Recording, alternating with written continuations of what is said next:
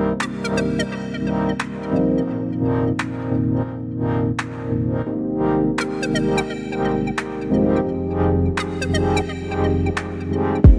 Everyone, आज आपण पाहणार आहोत IoTचा मायक्रो प्रोजेक्ट.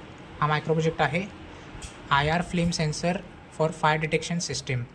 यात आपण IR फ्लेम सेन्सर आणि ESP8266 हा नोड MCU वापरला गेला आहे.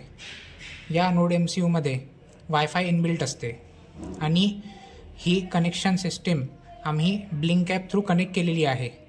आणि हा आमचा कोड आम्ही वापरलेला आहे यूजिंग आर्डुइनो IDE मध्ये.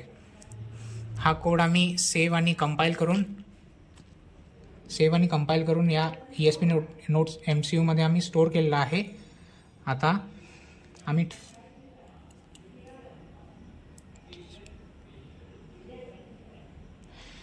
After some delay the output will be detected as on blink app like this.